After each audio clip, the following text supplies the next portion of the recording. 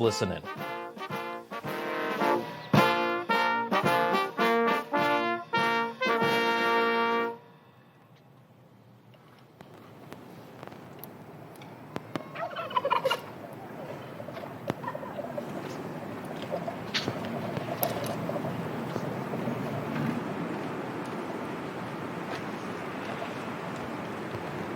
Thank you very much, and I hope you like our new beautiful patio with matching stone to the White House. If this were grass today, you'd be sinking into the mud like they've done for many years, and you would be very unhappy. Please, thank you very much. This was a big day. It's a pardon day for a very important beast. On behalf of the First Lady and the entire Trump family, I want to wish all Americans a very, very happy Thanksgiving. It's a great time of the year, and our country is doing really well, economically, like we've never done before. Today, we continue a time-honored American tradition. Well, that's a well-trained turkey. See how happy he is?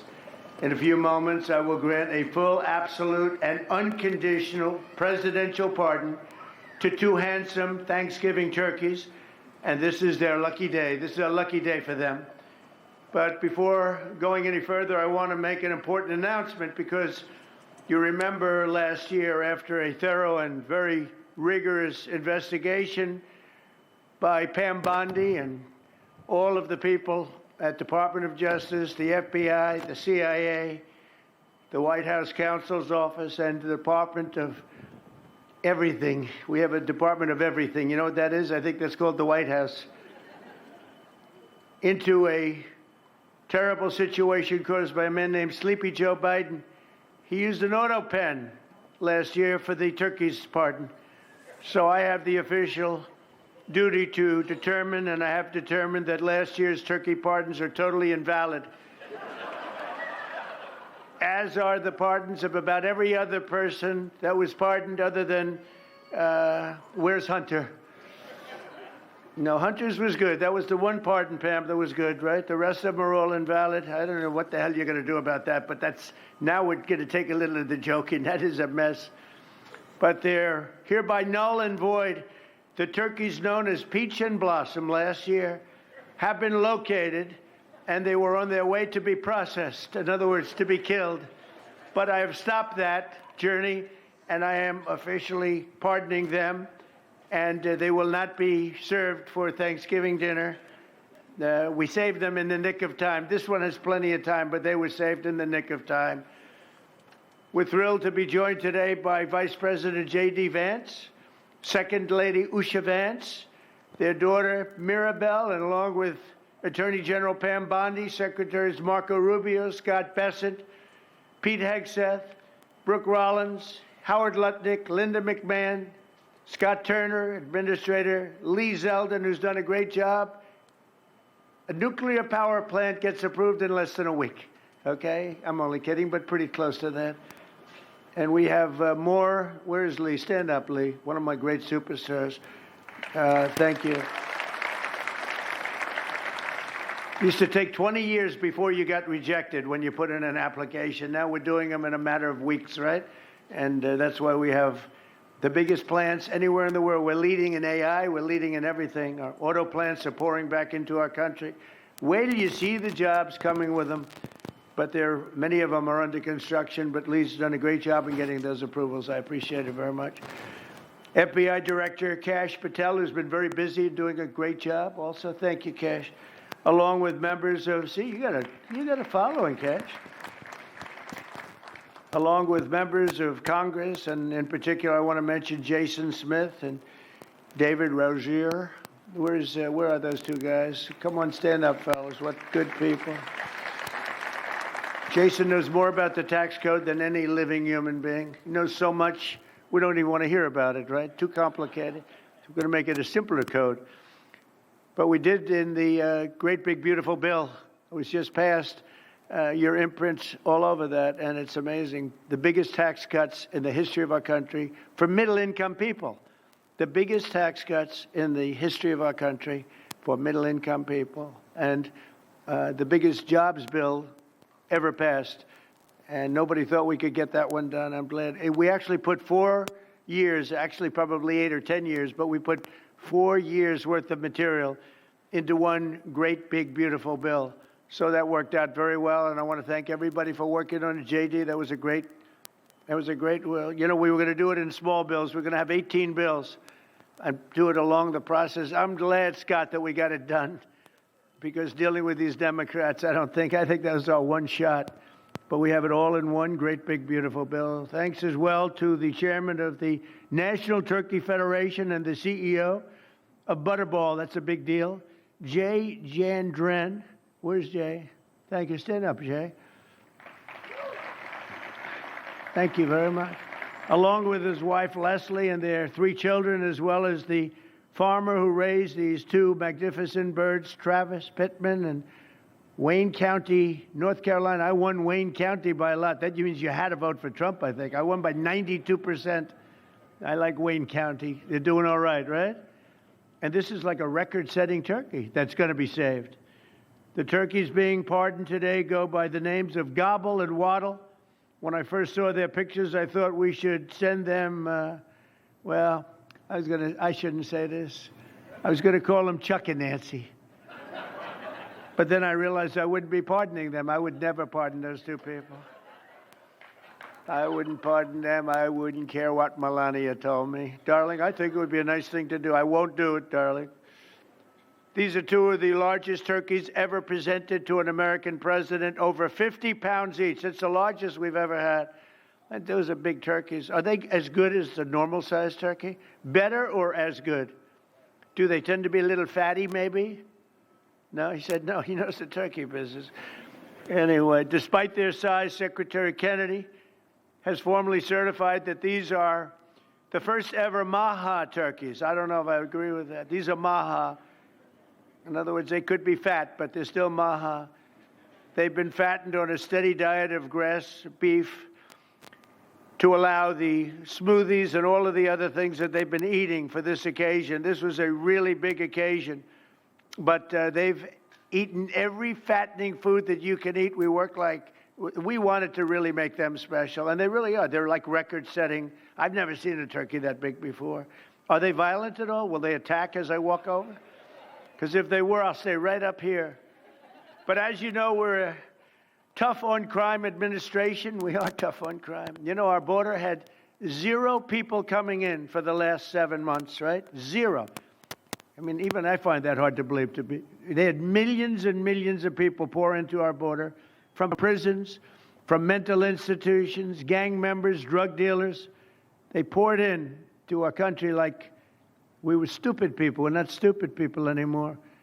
But nobody's ever seen anything. The job that they've done on the Tom Homan, Kristi Noem, the whole group, the job they've done on the border is almost like a miracle. We have, and the people that make these statistics that said 0, they've said 0 for the last 7 months.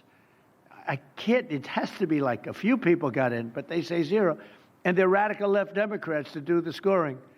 So I can't imagine they did that for us. The truth is, we have no people coming into our country illegally. It's an amazing statistic, and I'm very proud of it. And we have the most people working in the United States today, by far, than we ever had in the history of our country. So those are all good numbers. But instead of pardons, some of my more enthusiastic staffers were already drafting the paperwork to ship Gobble and Waddle straight to the terrorist confinement center in El Salvador. And even those birds don't want to be there. You know what I mean? It was a tough. I'd like to thank the president of that country. They do a rather efficient job. It's got to be the largest prison in history. I've never seen anything like it. And a lot of people are behaving on our streets now. You know, Washington, D.C. is considered a safe zone. This was one of our most unsafe places anywhere in the United States. It is now considered a totally safe city. I won't tell you about murders. We're having murders, like a lot of murders, on a weekly basis. We haven't had a murder in 6 months. And it doesn't sound good even to say that. We haven't had a murder in 6 months. But when you were averaging 1 and even sometimes 2 a week, and you haven't had 1 in 6 months, You can walk with your family down the middle of any street, go to a restaurant, you won't get in. They're opening new restaurants all over, and it's really been a beautiful thing to see. So Washington, D.C. is now a totally safe city, and a year ago it was a criminal mess.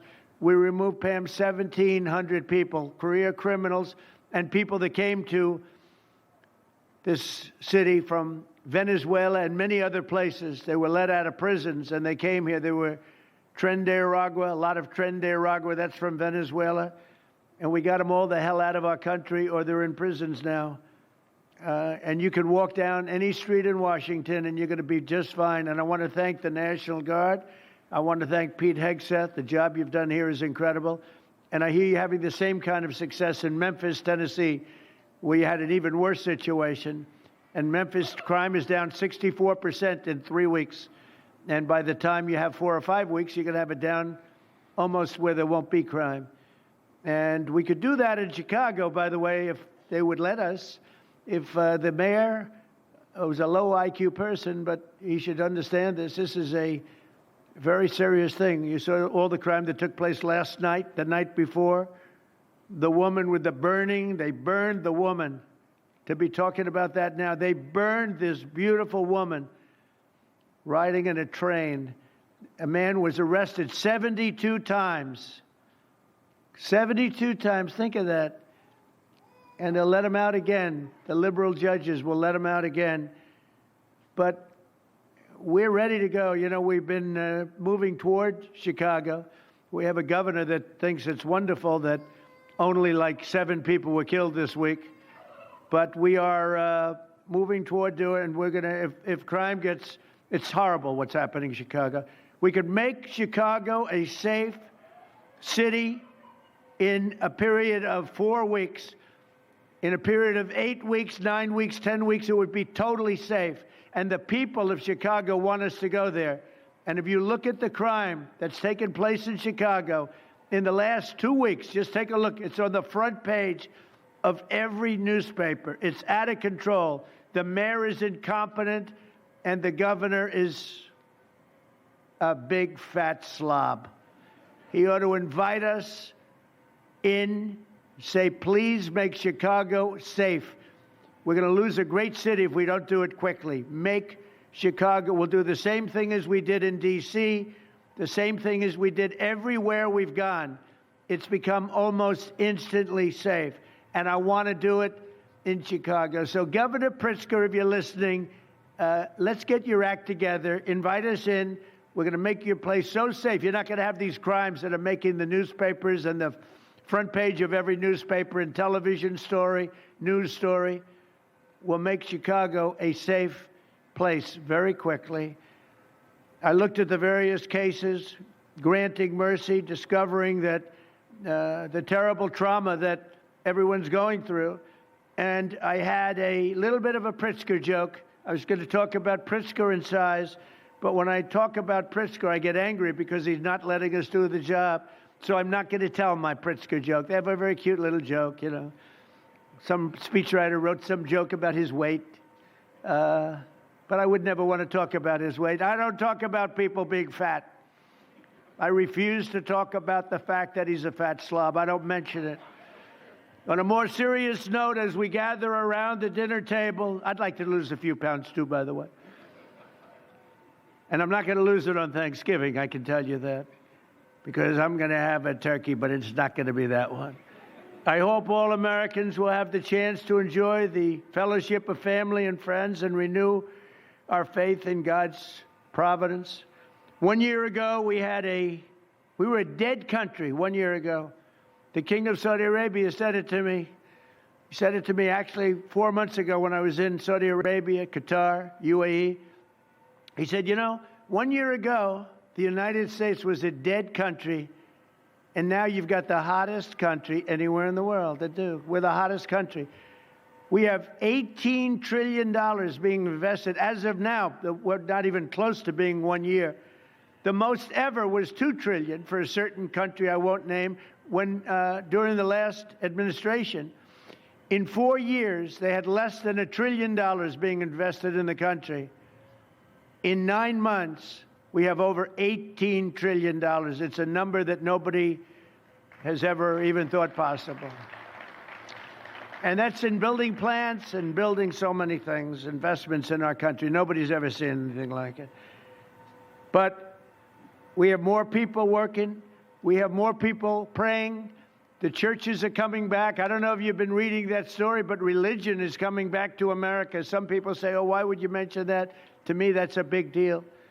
And this Thanksgiving, we're also making incredible strides to make America affordable again. Walmart announced that the cost of their standard Thanksgiving meal is 25% lower than just 1 year ago. That's a big deal. According to the USDA, the price of Thanksgiving turkey is down 33% from its Biden-era highs. Potatoes are down 13%. Ham is down 15% compared to last Thanksgiving. So we are down to a level that we haven't seen in a long time. Egg prices are down 86% since March, and gasoline will soon be hovering around $2 a gallon. Under our leadership, we passed the largest tax cuts in history, the largest spending cuts in history, the largest regulation cuts in history, and we have fully secured our southern border. I've also ended 8 wars in 9 months, and we're working on that final war. It's not easy, but I don't know. I think we're going to get there. 25,000 soldiers, Ukraine, Russia. In the last month, 25,000 soldiers have died. So I think we're getting very close to a deal. We'll find out. I thought that one would have been gone quicker. We did 8. I thought that would have been an easier one, but I think we're making progress. In less than 1 year, we've accomplished more than most other administrations have accomplished in 8 years. And this is a very special Thanksgiving. We thank God for his many blessings and the great success that this country has seen in the short period of time. We draw strength from the love of family and friends, and we express our undying gratitude for the men and the women of the United States Armed Forces. We love them.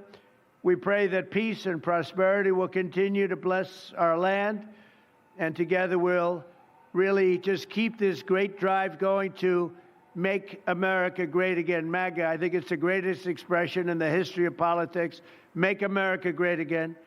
So once again, Melania, thank you for doing such a great job and being such a great First Lady. And now let's go and give Gobble, Waddle. Waddles, by the way, is missing in action, but that's okay. We'll pretend Waddle is here. The gift that they've been waiting for. And I'll move over and I will just say very nicely, Gobble your pardon. Come on, let's say it in front of Gobble. Thank you very much, everybody.